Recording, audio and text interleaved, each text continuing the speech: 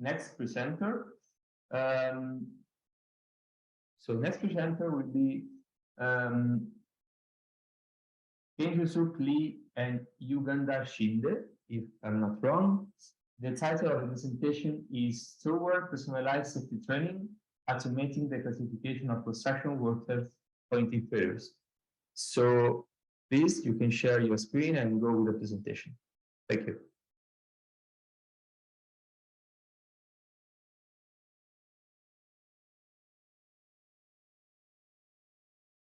Okay.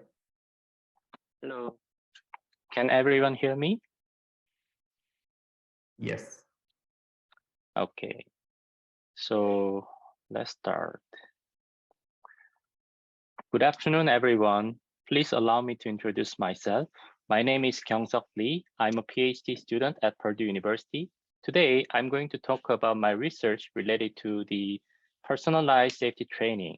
Today, I will present my slide with my colleague, Uganda Shin. Let's start with research background.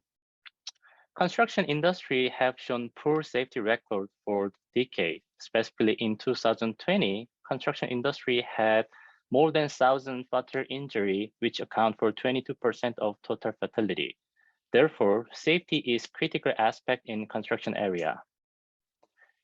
Previous research indicate that unrecognized hazard is one of the main causal factor for incident on construction site. Therefore, under dynamic and complex construction environment, workers' hazard identification abilities are significantly important to maintain their health and safety level.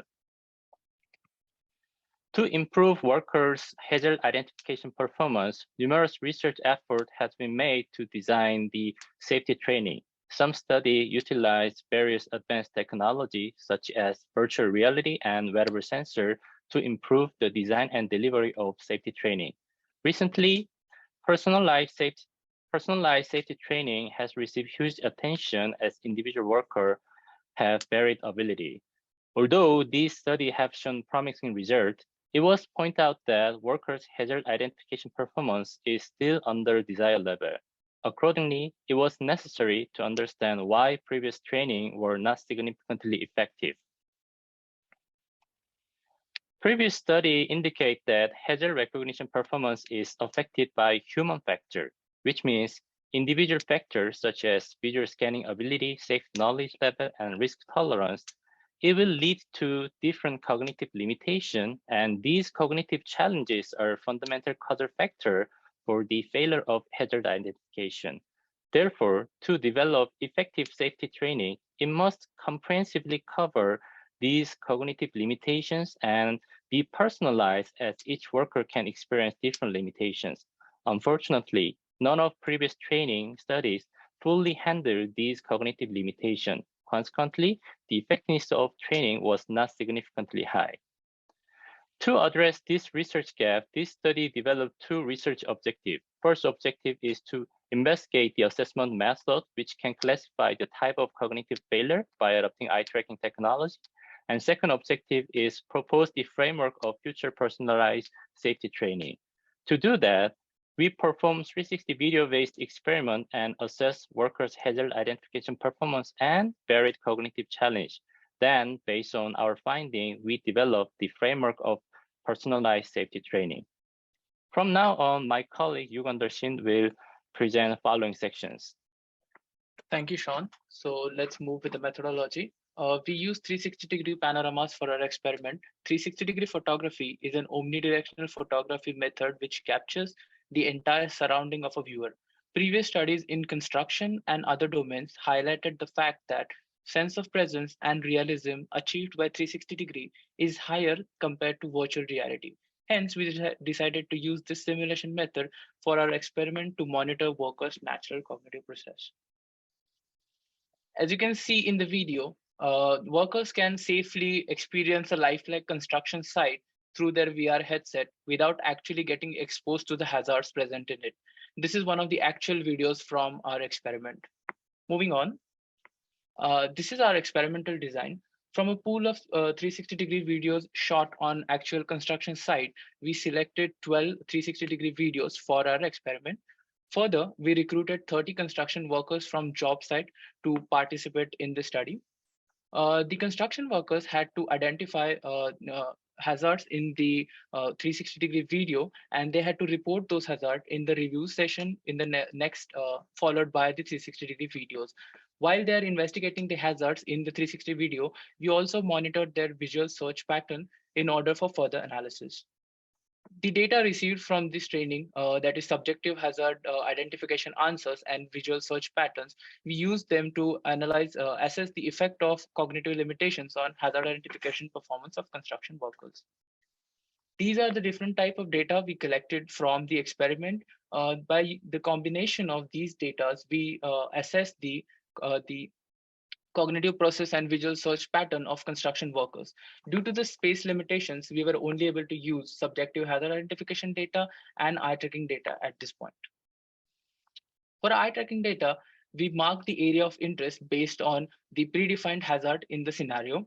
With the help of embedded eye tracking, we investigated if the workers actually viewed the hazard in the scenario or not. At the same time, we also recorded their fixation points in order to calculate the spatial attention proportion of the workers for the particular scenario. Let's move to results and discussion.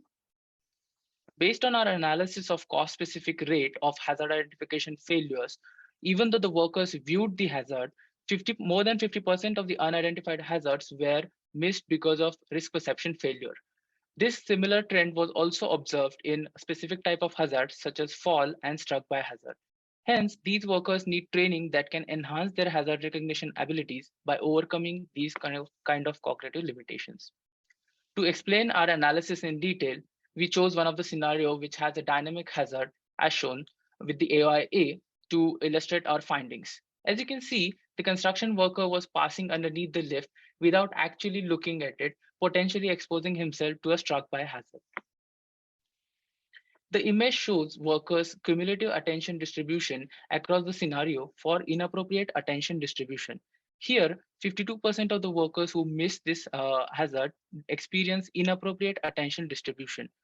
For this kind of workers, only 2% of their spatial attention resources were allocated to dynamic AOIE. In this situation, workers need training like visual and cue scanning training to improve their hazard identification performance. Further, 20% of the workers who miss the AOIA experience inattentional blindness. Workers experience inattentional blindness when they are actually looking or viewing a hazard, but not attending to it. Here, 32% of their spatial attention resources were allocated to dynamic AOIA, yet they did not identify the hazard. For this type of limitation, workers need visual and cue scanning along with hazard knowledge improvement training to overcome this limitation. At the end, the remaining 28% of the workers who missed the hazard experience inappropriate risk perception. Here, even though providing 60% of their spatial attention resources to dynamic AOIA, they did not identify the hazard or they failed to detect it. In these type of situations, workers can use risk perception training, which can raise their workers' risk perception skills in order for a better hazard identification performance. Moving on, based on the observation made after this analysis, we propose a safety training of framework for personalized safety training in construction industry. For this primary setup, we use 360-degree videos captured from actual construction site to develop the environment. Further, we use gaze trackers and physiological trackers as well as hazard identification panel in order to collect data in the step. The next step, data diagnosis, uses the data collected from primary steps such as hazard identification answers, visual search patterns, physiological responses like heart rate, electrodermal activity, in order to automate the classification of workers' cognitive limitations. This classification will be used to prioritize workers' identified challenge and select an appropriate training strategy to overcome their limitations. The personalized safety training incorporates the different types of training such as visual search strategy training, safety knowledge training, risk perception training.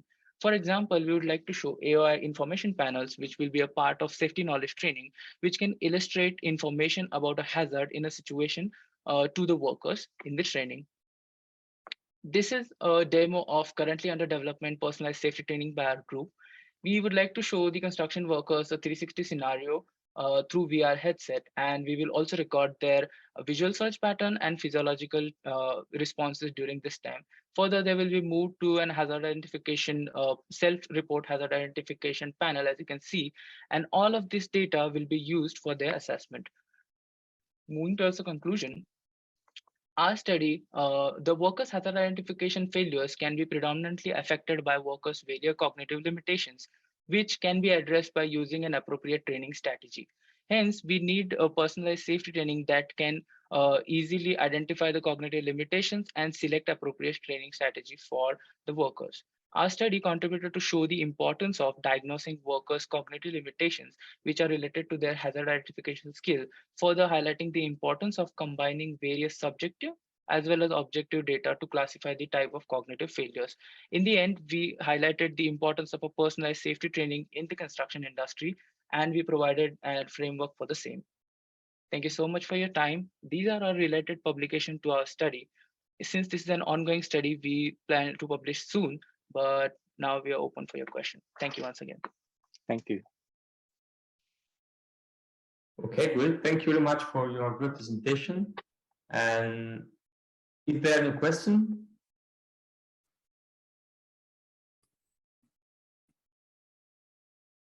no, here we don't have questions. okay, no question. I would like to ask you just a curiosity. Did you notice in your test any difference between using your approach inside and outside? Thank you. So as we mentioned, thank you for, first of all, thank you for your question. So as we mentioned, we are under development of our proposed personalized safety training. And in future, we plan to validate the effectiveness of our personalized safety training, which means that we are going to compare two different training modules, which include our classification of the different causal factor or like a previous version of the training. So while we are performing our validation stage, it can be validate that which one will be more effective. Okay, great.